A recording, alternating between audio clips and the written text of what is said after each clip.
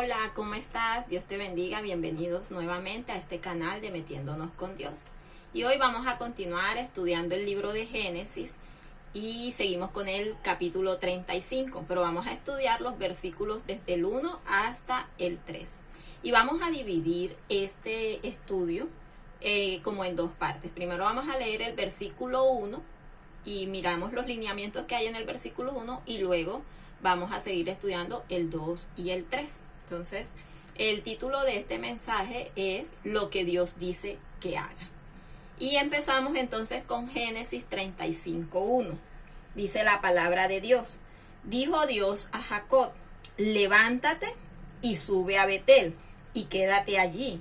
Y haz allí un altar al Dios que te apareció cuando huías de tu hermano Esaú. Y aquí en esta palabra encontramos en esta primera parte como un subtítulo, es lo que Dios dice que haga. ¿Por qué es lo que Dios dice que haga? Porque dice aquí, dijo Dios a Jacob. Y hoy el Señor te dice a ti que hagas esto. Lo primero que encontramos aquí es un verbo. Dios le dice a Jacob, levántate.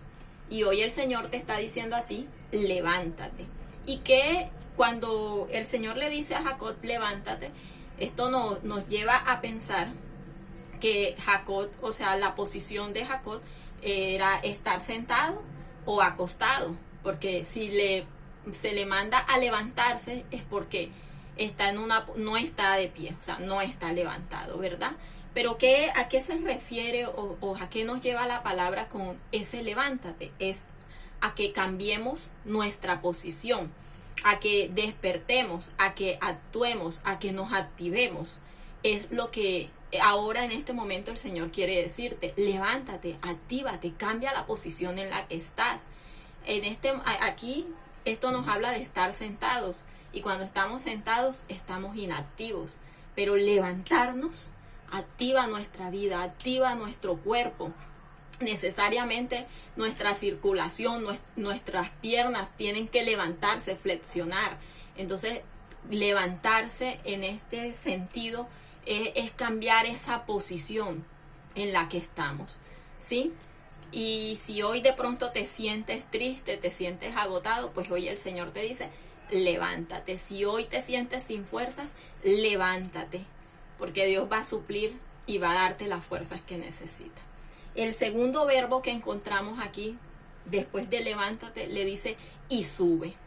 Entonces aquí hay otra acción de la que el Señor está hablando, y le dice y sube a Betel. Y Betel significa subir, casa de Dios. Betel significa casa de Dios. Entonces, ¿qué le estaba diciendo al Señor? A Jacob. ¿Y qué te está diciendo el Señor hoy a ti? Sube a mi casa. Es decir, sube a mi presencia. Búscame. El Señor hoy te está diciendo que necesitas crecer en Dios, que necesitas entrar a la casa de Dios, a la presencia de Dios. La casa de Dios es la presencia de Dios, ¿sí? Y también esto que me indica, si Dios le dice que suba a Jacob, es porque él estaba abajo, ¿cierto? Porque, o sea, si tenía que subir era porque su posición, primero, estaba sentado o acostado, y segundo, estaba en un lugar bajo, o sea, no estaba en el lugar alto, en el lugar de la presencia de Dios. Es decir, que había un enfriamiento en su relación con Dios. No estaba allí en la presencia de Dios, y necesitamos entonces estar allí, al pie del altar, en la presencia de Dios. Y hoy el Señor te dice que si tú estás allí en esa posición abajo, hoy entonces subas a la presencia de Dios, que subas al lugar alto, que subas y busques la presencia de Dios. Y esa presencia, pues obviamente no vamos a llegar a la presencia de Dios sino de rodillas. Entonces vamos a buscar al Señor, vamos a orar al Señor, vamos a meternos con Dios, porque eso es lo que Él en esta palabra nos está diciendo. Levántate y sube a mi casa, a mi presencia, búscame. Y lo tercero que le dice el Señor aquí a Jacob es, y quédate allí. Porque muchas veces subimos a la presencia de Dios, pasamos un tiempo maravilloso, nos sentimos que, mejor dicho, nos conectamos con Dios, que le dimos todo a Dios y de repente bajamos, dejamos de orar, dejamos de leer la palabra, dejamos de buscar a Dios. Entonces el Señor hoy nos está invitando, quédate allí, quédate en su presencia, permanece en su presencia, no te canses de buscar la presencia de Dios, de orar, orar en la mañana, orar en la noche, leer la palabra. Dedícale tiempo a Dios. Yo sé que sí podemos. Todos los días creo que podemos tomar el celular. Creo que todos los días logramos ver un programa o salir a hacer cosas. Y si nosotros hacemos cosas tan comprometidas como por ejemplo trabajar, y ahí nosotros no faltamos al trabajo porque tenemos que hacerlo, entonces no faltes a la presencia de Dios. Permanece, quédate allí, está firme en tu camino, ¿sí? No te apartes de esa presencia del Señor, ¿sí? Y lo otro que el Señor le dice allí, y haz del verbo hacer, ¿sí? Haz allí un altar al Dios que te apareció cuando huías de tu hermano Esaú. Y en este caso, pues obviamente nosotros creo que no hemos huido de nuestros hermanos, pero lo que el Señor nos quiere decir aquí es, haz un altar al Dios que ha hecho tantas cosas por ti. Recuerda todo lo que Dios antes ha hecho por ti. Recuerda esas cosas que tú les has pedido, esos milagros, de lo que Él te ha sanado, de lo que Él te ha librado, las puertas que te ha abierto. Y recuerda que ese Dios que lo hizo, recuerda lo que Él hizo por ti, que ese Dios lo hizo por ti cuando tú le clamaste. Entonces haz un altar a ese Dios y recuerda cuál Dios es el que le estás haciendo un altar, al Dios que te ha dado la vida, que te tiene aquí, que te mantiene, ¿sí? ¿Y qué significa hacer un altar a Dios? Significa que vivamos una vida que sea agradable a Dios, que hagamos su voluntad, que es un accionar de una vida agradable que suba como un olor fragante delante de la presencia de Dios. O sea, que nuestra vida en sí sea un altar para Dios. Y ahora vamos a continuar. Eso es lo que Dios nos dice que haga. Pero vamos a la segunda parte, que es lo que debo hacer. Y eso está en los versículos 2 y 3 de Génesis 35. Entonces leamos la palabra. Dice: entonces Jacob dijo a su familia y a todos los que con él estaban: quitad los dioses ajenos que hay entre vosotros, y limpiaos, y mutad vuestros vestidos, y levantémonos y subamos a Betel, y haré allí altar al Dios que me respondió en el día de mi angustia, y ha estado conmigo en el camino que he andado. Entonces, en esta segunda parte de este mensaje, ¿sí? Lo primero que yo debo hacer, lo primero es hablar a mi casa y a los que están conmigo. ¿Para qué? Quiten los dioses ajenos. ¿Cuáles son esos dioses ajenos?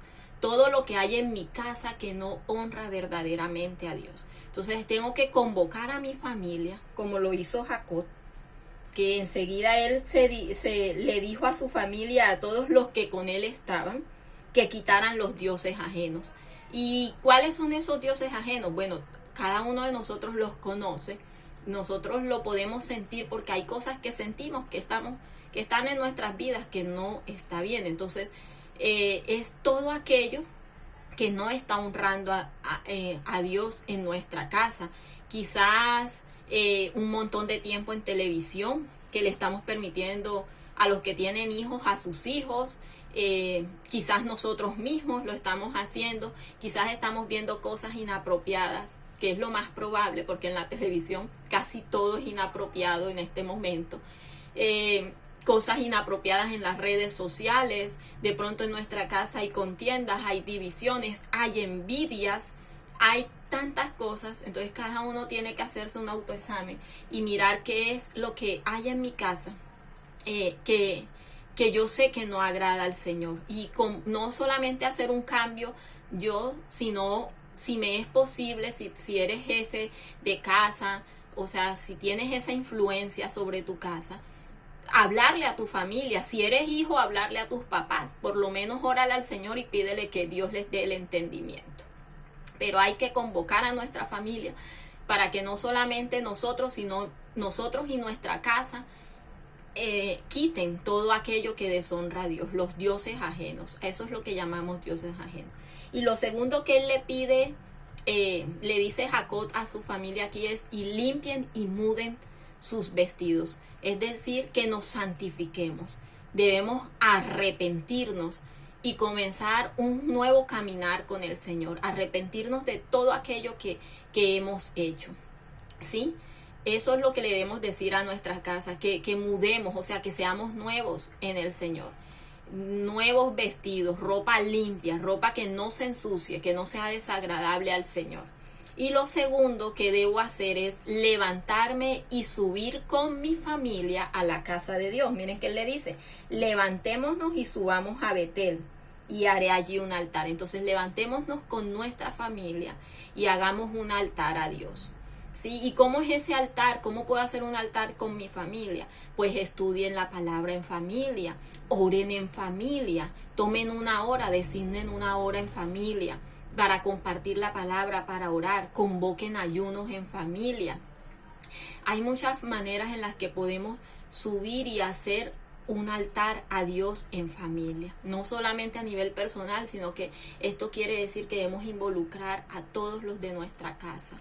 Si no, siempre va a ser fácil, van a haber personas en nuestra casa que se van a oponer, pero para eso nosotros vamos a llegar a los pies del Señor a orar y clamar por aquellos que todavía necesitan conocer a Jesús. ¿Sí? Entonces,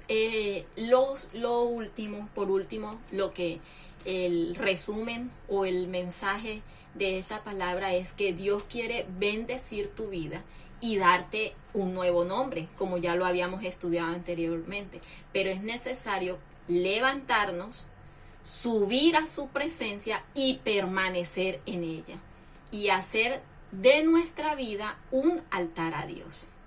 Este es el mensaje de hoy. Que el Señor te bendiga, que el Señor te guarde, y espero que esto edifique verdaderamente tu vida.